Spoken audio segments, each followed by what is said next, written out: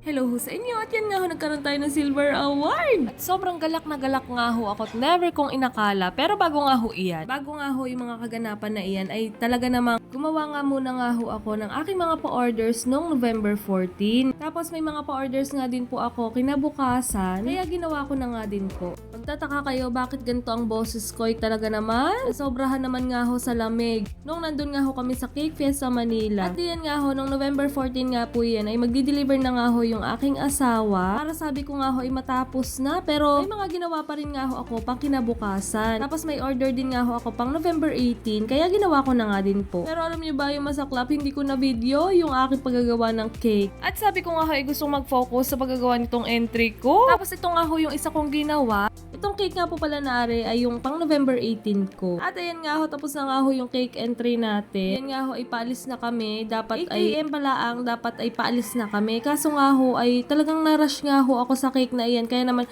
11 AM na nga ho kami nakaalis. Tapos inabot pa nga ho kami ng ulan diyan sa expressway. At buti na lamang po nung dumating kami sa Maynila ay wala namang kaulan-ulan. At yan nga ho, nung papasok na ako din sa SMX, ay Diyos ko po, para ako nilalamon at ako'y dual ng dual sa kaba. Buti na laang nandini ang aking kapakak na may entry din nga ho. Kaya medyo naibsan yung aking kaba. Alam nyo, iba talaga yung pakiramdam. Dahil never ko talagang inakala na makakasali ako sa gantong event. Talagang ako'y takot sa tao. Makulit ako pero ako talaga ay takot sa tao. Hindi ko alam kung bakit.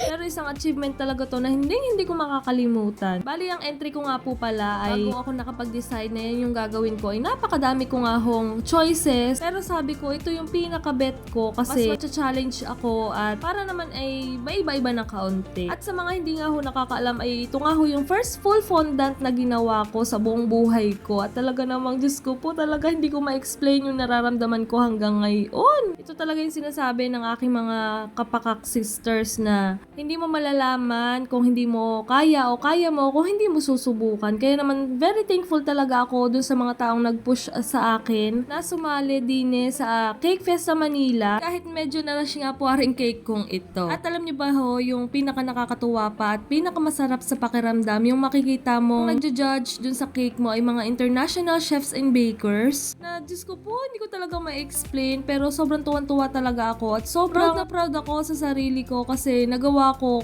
kahit akala ko hindi ko kaya. Sabi nga namin ay experience pero eto nagkaroon pa rin tayo ng Silver Award na hindi ko talaga inimagine na makakamit ko yung award na yun. Basta sabi ko sa sarili ko gagawin ko yung best ko at i-enjoy ko lang yung moment na to. Maraming salamat po sa lahat ng sumuporta sa akin. Yun lamang po ngayon. Bye-bye!